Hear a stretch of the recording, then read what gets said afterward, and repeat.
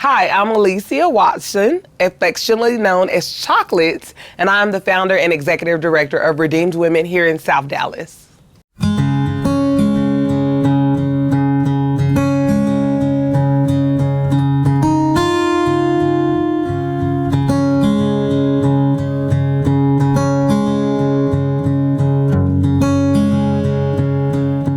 I am one of 8 on my mom's side and one of 8 on my dad's side, so there's 15 of us. I'm the oldest on both sides, and I grew up in extreme, absolute poverty. I grew up with my mother being on drugs and alcohol my whole entire life, and dad the same. I was also molested a couple times. One of those times was by my dad. My mom just recently died of AIDS and drug usage. I had a baby at 14 years old. Cancer 3 times, bone cancer, and then breast cancer in 2013. And so I've seen the trenches, right? I'm originally from Dallas, born and raised here in Dallas. And then I bounced around a little bit because what I like to say was my mama was a Rolling Stone. I lived in Southern California a little bit, bounced around, was in foster care, and then coming back to Dallas when I was 10 because I had to get treatment for my bone cancer the second time. And so just living in poverty, and growing up in the hood, I know about the streets, but then I know about how to make it out as well. And I got a lot of that strength from my grandmother. I had a praying grandmother is what I like to say, my dad's mom.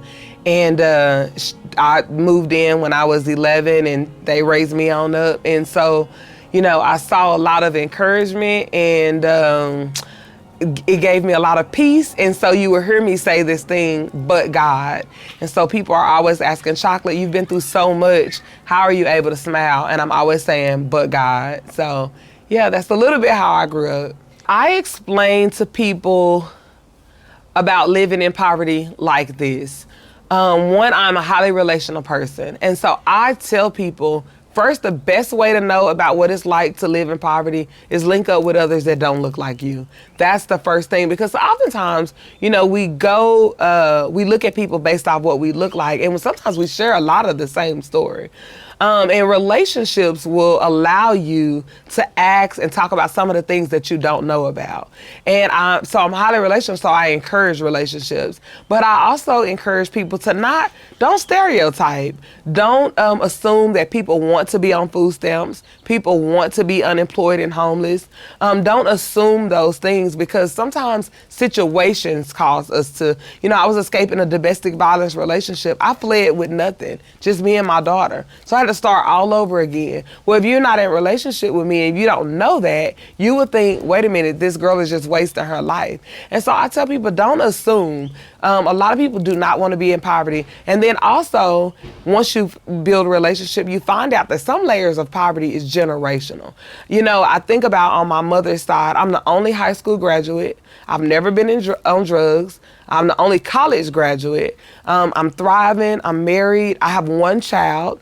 And so those things are generational. Sometimes when you don't, when you're not educated on what to do differently. I got pregnant at 14 years old. No one told me about birth control, condoms, abstinence. No one told me about those things. And it took somebody educating me to teach me something different. So I say, don't stereotype, don't judge a book by its cover. Read the chapters in the book before you can kind of just really make your assumptions on poverty. And then when you find out the story, it gives you the opportunity to come alongside and say, well, hey, Chocolate, we knew you grew up this way. What can we do to walk alongside you to get you to the next chapter in your life? And then I can list those things about the challenges that I've had. I have drive, but I've had some challenges. So that's what I encourage people to do to understand poverty. And then read books. There are a lot of books about poverty. Some of the books that I really, really love, just to name a few, is When Helping Hurts, Bridges Out of Poverty. Those are a couple of books that kind of really get you to understand what it's like to kind of grow up in poverty with friends that don't look like you. I think the straw that broke the camel's back to escape my domestic violence relationship was the fact that I didn't want my daughter to repeat that cycle of generational poverty. So I saw my mom go through levels of domestic violence. I've never seen my mom work a day in her life, so she's always had to depend on a guy to fund her drug habit, that's what got her into drugs, but also having a roof over her head. She pretty much had to deal with and take all of the abuse, because where else could she go? And so that was something I said, I don't want that for me or my daughter. And I saw that. I saw black eyes and broken ribs. And I went through those things. I went through black eyes and broken ribs. And so I was just like, you know what? I am not going to put my daughter through this, and something has to stop. And I will tell you that a lot of my strength came from God. I'm always give him the glory and the honor and the praise. But my other strength, because I say too, my other strength came because I wanted it. I had drive. I knew that I was here for purpose. I had passion.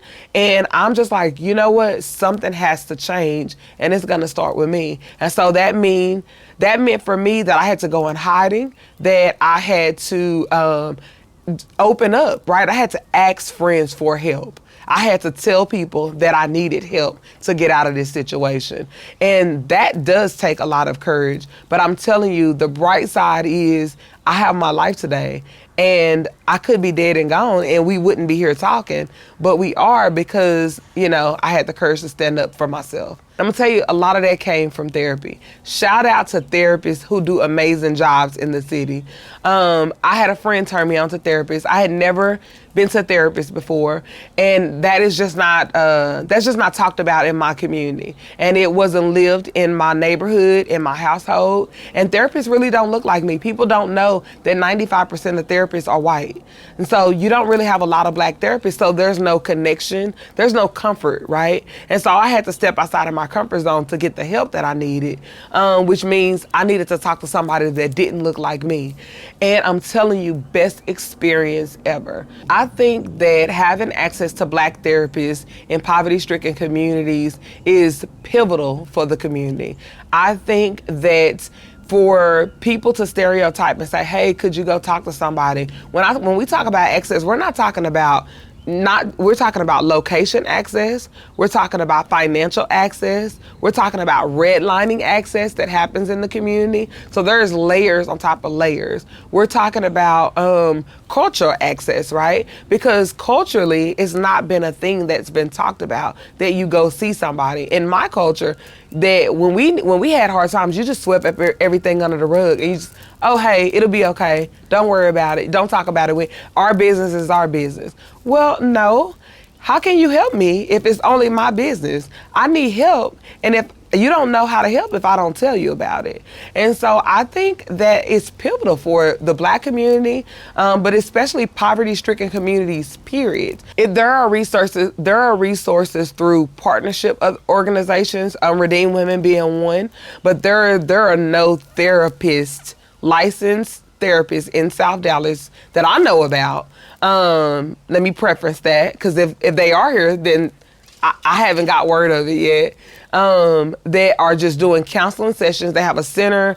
They're there for the people in the community. I've not seen flyers. I've not seen postcards. But then now I do know through other partner organizations, there are some therapists that come in. But a lot of that is you have to be a client of theirs to receive those benefits. I'm talking about a center or an office building, something that I can walk in off the street and say, look, I'm here to see a therapist. I don't see any in South Dallas, and I've been here for quite some time now. One of the things that I recommend for people that are really looking to help, and let's just call a spade, white people that are looking to help, because black people already know what to do, right? So for my white friends who I do life with across the board that are looking to help, one of the things that I would say, well, several of the things that I would say is stop trying to be white savior. Stop trying to show up in the community, trying to be white savior of everything. We feel so bad, so we want to throw all these resources to you. That is not what I need.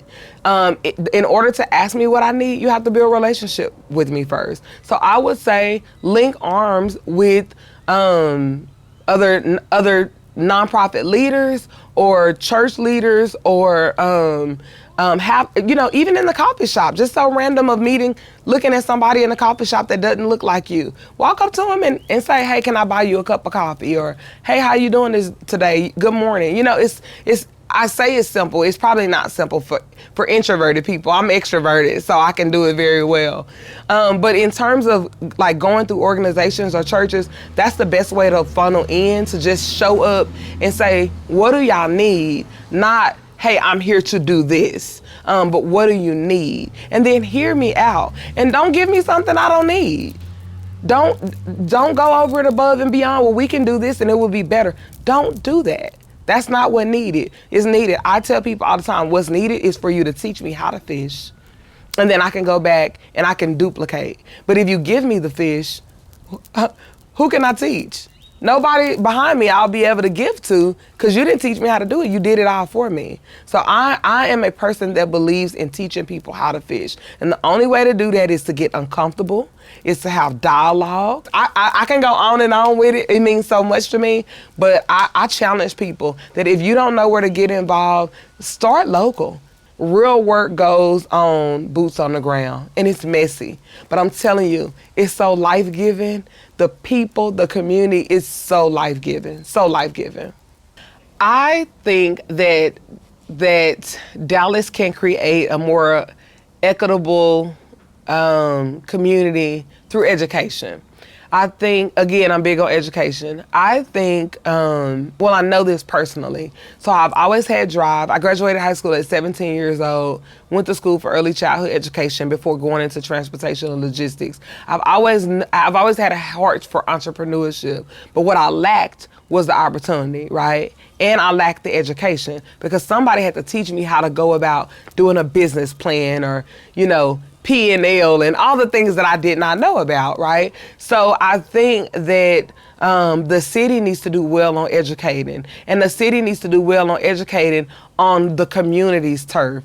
And then I think outside of education, I think I would say that the city needs to hear the voice of the people. And everybody's not angry. I'm not. I'm smiling. I love Jesus, but I love the community as well. And I'm not just talking about South Dallas. I'm talking about the community at large. And so hear the voice of the people. Hear what they're having to say. Ask questions, and ask hard questions. Don't ask them soft, any questions. Do the research, do the work. It's okay if you get your feelings hurt, because you might get your feelings hurt. That's okay. But do the research, do the real work to actually find out what's going on. And I think what's next for us is we have a big goal for 2021. We're gonna bring on some staff. We are in the process of purchasing our first real estate property right here in South Dallas, not in Bonton, but in South Dallas. And so it'll be accessible. There are no women nonprofits serving women in South Dallas. Not one, but Redeem Women. Now we have after school program, we have food pantry, we have people serving seniors and men, we even have people serving babies. But the holistic approach to raise a woman up, to teach her life skills from coming out of prostitution and drug addiction, to teach her work readiness, how to show up for work, how to dress the part, how to make eye contact, how to smile. There is no one because it's messy, right? And so don't nobody want to do the messy work, but Redeem Women has signed up to do the messy work. And so that's what's on the rise for us. It sounds like a lot. I'm really, really excited. I'm excited about what's happening here in South Dallas, and I'm excited about the new things that are to come here in South Dallas. And I just would hope that before leaders or people that's just wanting to show up to do some work, that they'll reach out and they'll get involved and they'll say, Chocolate, we want to have a conversation with you. We want to invite you to the table. We want to sit on our porch and have you over, and let's have tea, coffee, or a cocktail, because I can do it all, and just get to know each other. So yeah. So I'm really excited.